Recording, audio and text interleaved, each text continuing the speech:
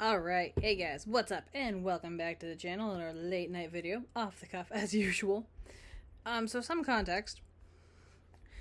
I was watching Bitten the other night, just kind of hanging out upstairs and just whatever, hanging out upstairs and just doing whatever. Bitten is on the Tubi app. It's free. Actually has a lot of really cool shows. Has like the old Super Mario shows, like the Super Mario Bros. Super Show, and then the Super Mario Bros. One with like the Koopalings. Has like my favorite Scooby-Doo show on there, so typically watch that a lot at night. Lately I've been watching Jurassic World on there. But I digress. Anyways, Bitten is on there. And I was watching it the other night, and I'm like, obviously after reading the books and getting to the point where I am now, I have finished Industrial Magic, so there will be a review coming up at some point soon. I've started Haunted, though I really haven't had time to like really sink my teeth into it. I am intrigued though, very, very intrigued with with what I have been reading thus far, but I digress. I was watching Bitten the other day, and I'm like, I know there's always going to be differences with the adaptation and the book, or the source material, I should say in this case, but the book in this case, but the source material in general. Like, I know there's always going to be like translation errors, whether it be time constraints or maybe they don't want like certain things in the book, stuff like that. I just think it's just funny noticing it, and this is just stuff I think that the book did better. This is, I mean, I guess it is me trying to compare it to, but it's not me hating on the show, because I think the show, for what it is really good. But I just have a few complaints about things that kind of take away from what made the book good. Specifically, Bitten, you really can't do compare and contrast with season 2, because that just goes completely off the rails. But thought we'd get started. I know it's not going to be a very long video. It was just something I was thinking about a couple days ago, and I'm like, oh, interesting, very interesting. But anyway, if you guys are new, hit follow. We've been talking books lately, which you guys seem to like. We are talking, books. I do a lot of covers on YouTube, though I do need to test a few things because those might be coming to an end. Not entirely sure, but I would like to still do covers, but I don't know if that's actually gonna happen. Yeah, I do know. I think I might be reviewing at some point in the future. It's a manga called Love and Focus, which was actually really cute, but I figure we might give it a try and review it. But let's go on to Bitten. Again, off the cuff. There's really no rhyme or reason to it. Just a few different things. Like, my biggest bitch, honestly, is Clay and Elena. And I'll get to more into that in a minute. Daniel Santos, Malcolm, and then like Logan and stuff like that, and what they did with him and like his stuff just seemed kind of weird and unnecessary. And then like Philip too. So those are probably the main ones. But yeah, thought there was a book trying to come in the window. But yeah, so starting us with Clay and Elena. I remember, I don't know why this sticks out to me, but I remember reading the description, like flavor text for one of the episodes, and it's like, oh, the sexual tension between Elena and Clay is like really like through the roof. And I'm like, sexual tension? What's sexual tension? There's more sexual tension in the book. Like, in the book Elena, and again, this isn't me shitting on the show, but in the book, Elena, she hates Clay, but it's like she doesn't go back because she's fighting against herself. Like, the whole first book is like, basically, she's trying to push her werewolf side away. It's all about her coming to realize that she can be who she is, human and werewolf at the same time, and she can work through it, and her realizing, like, she still loves Clay. Like, I remember the line specifically, it's not cheating, because it's Clay. If it was anyone else, I'd say it's cheating, but you're dating... Like, how is that not cheating? I mean, I guess maybe in your mind, because he's a werewolf and different aspects. But really? It's just weird.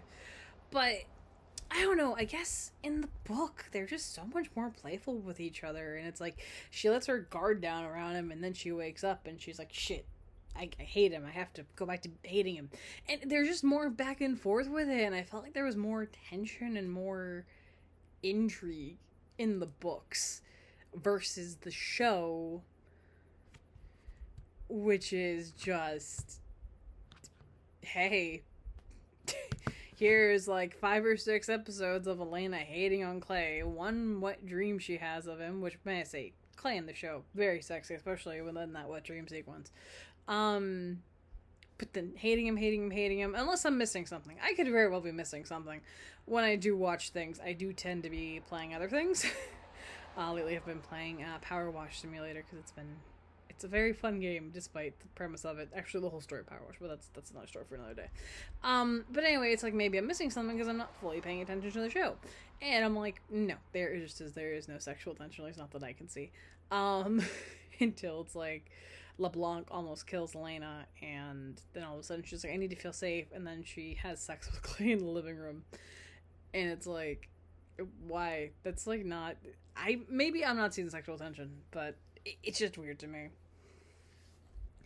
The other thing, too, that I find weird about it, I think the book does it a lot better, is when Clay gets kidnapped. Because in the show, he's there with Philip in the apartment, and then Elena comes up the stairs, turns into a wolf to help, and then Olsen's there, and Olsen's another whole thing. I don't know why they decided to connect Olsen to Elena. It seemed like they were, like, really trying to enforce she's the main character of the show and, like, make everything connect to her. And, I mean, obviously she's the main character, but in the book, Olsen's literally just some kid diddler who's not connected to her whatsoever, and she kills him in the car. It just seems weird that they're, like, it seemed like an unnecessary connection, realistically, to Elena, because he wasn't that important of a character. It seemed like they was like, oh, let's make him more interesting. But no, it's like, they have this whole sequence of events in, my humidifier just went off. They have this whole sequence of events in the show of, like, Elena coming late, and it's like, I feel like in the book was much more powerful, where Elena is, she's, like, comes back to her apartment trashed. Philip is bleeding and hurt, and she's panicking because Clay is gone. She's worried he's dead, and I just felt like that was a little more powerful, especially her running to Stonehaven, which was probably like a 3-day trip, because she's in, Ontario or something, somewhere in Canada. So too close to the border, but, like, she's somewhere in Ontario, running back to Stonehaven where they find her, and I feel like it's just a lot more powerful of a thing versus in the show. And then at the end, Jeremy and Nick show up, like, oh, hey, we're here to help. I guess that's also one of the other things, too, that I was thinking of. I guess, like, when I thought of, like, Stonehaven, I guess I always thought of it as, like the Starks of Winterfell in Game of Thrones, where there must always be a Stark in Winterfell. There's always be, like, a werewolf, and I always associate that with Jeremy. Like, Jeremy must always be in Stonehaven, because it's, like, a core thing right there. So I find it weird, and I know he leaves the books. I know he leaves Stonehaven in, like, the second book, and in, like, especially Industrial Magic, but it's just weird to me that, like, okay, so what do we do here? Like, it's a weird thing for me, but it's like, I don't know, it just seems like the book did it, like, so much better, and I just think that overall in the book, Clay and Elena is just so much more playful, so much more you care about it. Like, you care about them as a couple, and you want to see them together, where in the show you get a few flashbacks, and then it's like, you find out why Clay turned Elena. I still say, I like the show reason a whole hell of a lot better than the book. But even then, the show still has its problems. Like, I understand Lena would be mad, but it's like, at Jeremy specifically, but I don't know. It gets a little convoluted at that point, but I digress. I don't know. That's just one of the things that I find weird. I don't know for sure anything more I can say on them. I guess moving on to Daniel Santos and Malcolm Danvers. Malcolm Danvers is dead in the books, and they decided to bring him back for Lord knows what reason. I think undermines Daniel Santos as being this like villainous mastermind. Now it's like, oh hey, he's the puppet. It's like a Ganondorf. It's like a Twilight Princess. Zant is like shown to be this big bad guy. He's trying to take over Hyrule. He took over the Twilight Realm. Oh wait, no, he's a puppet for Ganondorf. It just seemed really weird in the books, and then sorry, in the movie, in the show. But even in the books, he's nobody. You meet him and then he gets killed. Like Thomas LeBlanc's like the real villain. It's just super weird. Like, I don't understand why they brought Malcolm back. Only just to die by the witches in season 2. So it's just very strange. Or does he get killed by witches? I don't know. We're just going to kill him. I can't remember. But he dies in season 2. So what was the point of bringing him back? Shock value? For Jeremy? Like, what's the point? And I don't know. Obviously, I'm not going to talk about, like, the major changes. Like, I guess more so what comes to mind is, like, Logan and Logan's death as opposed to what's his face? Antonio dying in the show when he's still alive in the books. It's just, and I don't know if Antonio dies at all. I haven't gotten that far yet, and I haven't gone down that rabbit hole, but it's just weird to me. I don't know. And I guess like goes into Logan. It's not that Logan's a bad character. I mean, he's just kind of there in the books. You see his dead body and that's it. But, like, Logan in the show, I don't know, he goes in this weird revenge arc. And I say, okay, revenge isn't the right word, but it's like, his girlfriend's pregnant, it's a boy, and a boy automatically means a werewolf. And then he's like, well, I'm not going to separate the mother and the baby. And he goes, like, rogue, and I'm just like, that just seems weird, but I guess it was a new take on Logan, since, you know, he's just, I can't remember how he's described in the books, but again, he's only in it for 5 seconds. He makes a phone call, and that's it. We know Elaine is really close with him, but I mean, aside from that, we don't know anything. I mean, so I guess it was a choice, but it's like, it just seems weird to me, I guess, that whole thing. Like, that whole storyline just seems, like, super weird and stupid. I mean, I guess it's the younger generation of werewolves, so they really wouldn't understand how the rules are structured, but I'm like, why? And I guess Rachel also, to me, was a strange character. Maybe it's just because, I don't know. I don't know. She wasn't a bad character by any stretch. I mean, Bitten really has no bad characters, per se. Oh, and of course, when I say bad characters, I mean, like, not interesting characters, I guess. But just weird, I guess. Like, just the whole storyline with Logan just seemed really weird, but seemed, I don't know why they included him and then killed off Antonio. I thought, and maybe it's because I've read the books and Antonio lives. I think Antonio's a much more interesting character. Also, I just find it weird, though, how where Pete died in the book versus where he died in the show. I don't know. Seemed really weird. But, and I guess going on to Philip. Did I do them all? Yeah, I did. Clay and Elena. Malcolm and Daniel. Logan. Was I missing one? I might be missing one. I don't know. I'm tired. I worked all day. Well, maybe not all day, but I was on my feet for most of the day. From like at least 9 to 3. On cement, so that's always fun.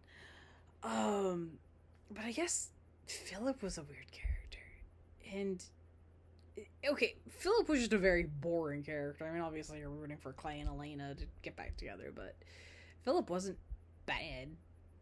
Oh, no, remember, yeah. So, Philip wasn't bad. I don't know, it just seems like the show, I think, needlessly takes it back to New York.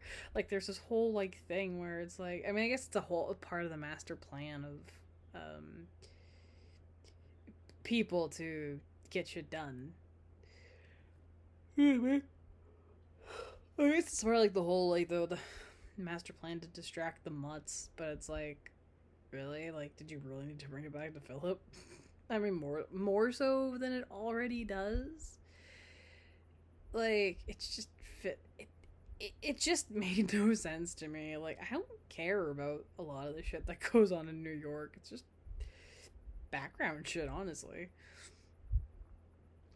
But I think one of the biggest things about Philip I found was weird, not necessarily about Philip, was just the dichotomy between like Philip and uh, how the family is. Like in the book, I don't know if they're as well off, but in the book, I believe everybody loved Elena. Like everyone loved her. Like the sister, the mom, the dad, like everyone loved her. And then in the show, like the mom's very picky about who her son dates. She's like, I don't know if I trust her. It's just basically kind of being a bitch. Oh, again, excuse me. And I'm like, why? Like I believe in the book that she liked her, but it was just so weird to me, like um, yawn, yay. But it was just so weird to me that I don't know why they did that. I was almost like trying to create drama with Elena or some shit. I don't know why they did that. I guess also too the other thing I find weird that I don't get why, because again, it's not like Philip was a recurring character. You see him in the first book and that's it, and you don't see him at all any other time. Why did they feel the need to why did Malcolm Danvers really need to kill him? Like, I know why he did it, because I believe it was in punishment for Elena dating a human. I guess he was like one of those people. It's like, oh, you can't do that. But it's like, it was just needless, I think, to kill him. But I mean, I guess if you're trying to portray Malcolm Danvers as ruthless, go for it. I don't know. The whole thing to me just seemed weird. And again, the show isn't bad. It's just strange. And I think I'm more noticing now that I've read the book, because I started reading the book and then was watching it, and then because I'm watching it with my friend, but I have it on for background noise up here, but I also like kind of jumping a little bit ahead because I know there's another show we want to watch together called Timeless, which is a really good show. Time travel, really cool. But it was like I was like being able to be like at least a hedge, so I could be like, all right, here, I can answer your questions if you have any.